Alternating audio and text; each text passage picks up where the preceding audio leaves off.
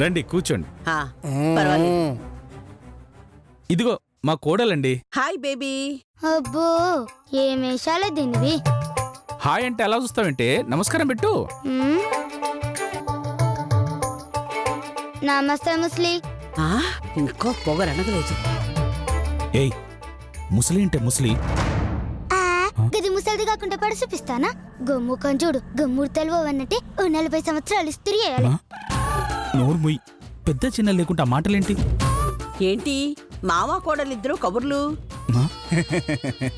నా గురించేనా? ఎవరావిడ మైసూర్ మహారాణిలా ఉంది అంటేను చెప్తున్నా. అబ్బో నేను తెలియకపోవడం ఏంటి? మొన్న మా ఊర్లో ఒక చూపు చూసింది కదా. అదే బాగా పరిచయం అయింది కదా అంటున్నాను. ఓ అవును కదూ, మర్చిపోయా. ఏ శ్వేత, గుర్తున్నానా? మర్చిపోయావా? పాత మరిషటిని రోత దిష్టి బొమ్మని ఎవరైనా మర్చిపోతారే? మర్చిపోరు. నువ్వుగా అంతే. ఒక్కసారి చూస్తే మర్చిపోయే ఫేస్ అనేది. మా మేనగోడలు ఒక్కసారి చూసిందంటే ఎవరిని మర్చిపోదండి. నేను అంతే. ఎవరైనా ఒక్కసారి నాతో చేయి కలిపితే వాళ్ళను జీవితాంతం గుర్తు పెట్టుకుంటాను.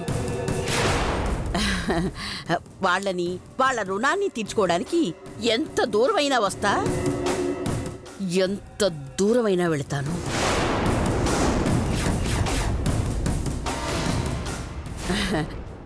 మొన్న మీ కోడలు నాకెంతో సాయం చేసింది. అందుకే నేను మీకు ఏదో సాయం చేద్దామని వచ్చాను. ఇక చాలు బాబోయ్ అనే వరకు చేస్తూనే ఉంటాను. అది నా వీక్నెస్. థ్యాంక్స్ అండి. శ్వేత, గంగమ్మ గారికి నా గురించి చెప్పావంట కదా? ఏమని? బాడీ ఎక్కువ బుద్ధి తక్కువనా?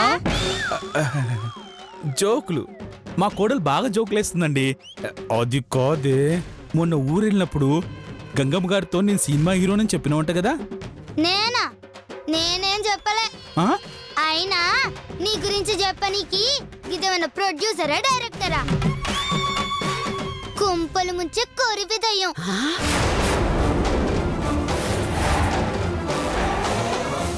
తప్పమ్మా, పెద్దవాళ్ళ మీద అలా జోకులు వేయద్దు. నేను జోకేడేసినా సీరియస్ గానే చెప్పినా.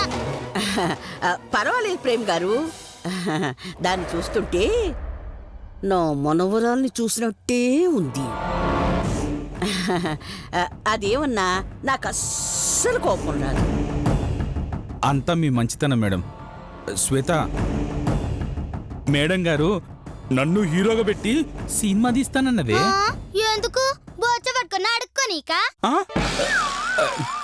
అంటే నాతో సినిమా తీస్తే అడుక్కుంటారా? నువ్వు ఇంకేమన్నా చెప్పాలా? ఇంకేమన్నా అబద్ధం చెప్పాలనుకుంటే చెప్పేయి. నేను చూడాలనుకుంటున్నాను నన్ను మోసం చేయడానికి నువ్వు ఎంత నీచానికి దిగజారగలవు అని. ఎందుకు ఆలియా, ఎందుకు నువ్వు ఇలా చేసావు? నీకు తెలుసు కదా నానమ్మ తర్వాత నీ ఒక్కదానిని కదా నేను పూర్తిగా నమ్మేది. ఏమన్నావు నువ్వు? ఈ మధ్య అన్నిటినీ మర్చిపోతున్నావా? అది చాలు. వాటిలో ఉన్న శక్తి విషయాన్ని గ్రహించి మనకు వివరిస్తాయి.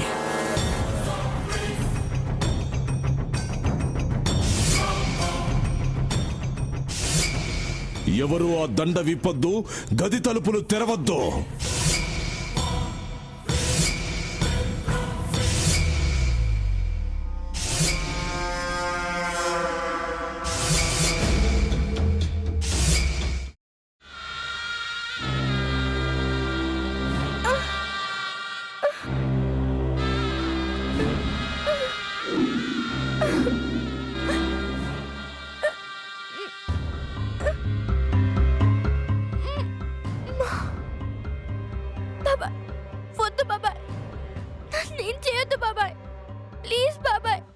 నీకు నిజం తెలిసినప్పుడే నా ఆలోచనలో నువ్వు చచ్చిపోయావు. అబ్బా ప్లీజ్ కొంచెం తినండి ప్లీజ్. భీమారావు గారు మీరా? ఇగో మీరా కాదు సక్కుబాయ్. అవును, మీ పనామే లేచిపోయిందని చెప్పి కంప్లైంట్ ఇచ్చినావు కదా. రేయ్, ఆయన కంప్లైంట్ ఇచ్చింది లేచిపోయిందని కాదు, కనిపించడం లేదు అని. అచ్చా, అట్లానా? సరే మేడం. ఇడియట్. ఆ వంట మనిషి పేరేంటన్నారు? రత్తాలు మేడం. ఏం పెద్ద మంచి, నీ వంట మంచిని కూడా మేడం అని పిలుస్తావా? రేయ్ హాఫ్ బ్రెయిన్,